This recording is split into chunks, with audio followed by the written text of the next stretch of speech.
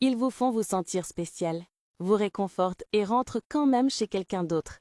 Mais pour Parfaite, cela ne devait pas être ce genre d'histoire. Dès le premier jour où Parfaite a rencontré Richard, elle s'est jurée de ne plus jamais tomber amoureuse d'un homme plus âgé. Elle venait de mettre fin à une relation de 2 ans avec un petit ami fauché qui lui avait fait croire que l'amour seul pouvait payer le loyer. Alors, quand elle a rencontré Richard, calme, sûr de lui, au volant d'une Mercedes noire, avec cette aura douce mais dangereuse, elle s'est dit qu'elle ne lui parlerait qu'une seule fois. Mais une conversation s'est transformée en café, le café s'est transformé en dîner, le dîner s'est transformé en week-end dans son appartement de Banana Island. Peu de temps après, Blaise l'appelait Parfaite, le diminutif de Parfaite, et il l'appelait My Peace. Chaque soir, il venait directement après le travail, desserrait sa cravate, enlevait ses chaussures et soupirait. Enfin, un endroit où je peux respirer. Au début, Blaise ne comprenait pas ce qu'il voulait dire. Puis, un soir, alors qu'ils étaient allongés sur le canapé à regarder Netflix, il lui a avoué d'une voix fatiguée. « Mon mariage est mort depuis des années. Nous ne l'avons simplement pas encore officialisé. Je ne suis là que pour mes enfants. » Il lui a pris la main, lui a caressé doucement les doigts et lui a dit à voix basse « Viens voir, j'aurais aimé te rencontrer plus tôt. Ma femme, tu es tout ce que j'ai toujours souhaité. » Ces mots s'enfoncèrent dans sa poitrine comme un mélange de miel et de poison.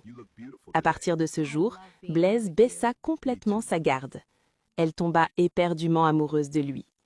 Et chaque fois qu'elle doutait de la situation, il avait un autre mensonge tout près, du genre qui semblait si crédible qu'il faisait taire ses doutes. « Elle ne dort même plus dans ma chambre. Tu es la seule femme qui me fait me sentir vivant. Sans les enfants, je l'aurais quitté depuis longtemps. Tu es ma paix, Blaise. Ma maison n'est qu'une maison, mais tu es mon foyer. » Chaque phrase mensongère ne faisait que renforcer son amour. Il les prononçait avec une telle tristesse que Blaise se voyait comme son échappatoire, et non comme son erreur. Les mois passèrent. Blaise a commencé à laisser des vêtements chez elle. Il a même apporté sa brosse à dents. Il disait des choses comme « Tu es la seule qui me comprenne » et « Une fois que j'aurai réglé les choses avec elle, je demanderai le divorce. » Il lui donnait de l'argent, de l'amour, de l'attention, tout ce qu'elle avait supplié son ex de lui donner. Parfois, il voyageait pour affaires et l'appelait sur FaceTime depuis sa chambre d'hôtel en lui disant « Ton odeur me manque ». Trop maladroit, cela semblait réel.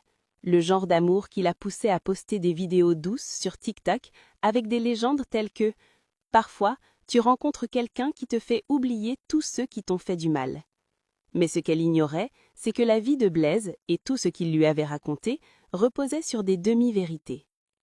Tout a basculé un samedi matin. Parfaite était dans sa cuisine, vêtue d'une chemise trop grande de Blaise, dansant pieds nus tout en préparant des pancakes. De la musique jouait sur son téléphone et l'odeur du sirop emplissait l'air. Puis, toc-toc.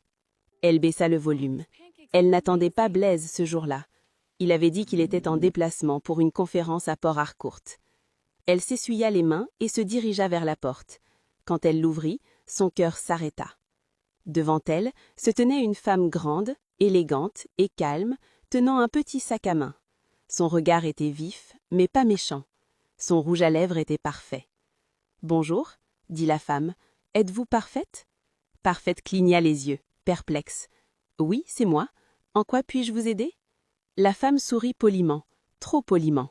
« Bien, je suis Madame Blaise, sa femme. »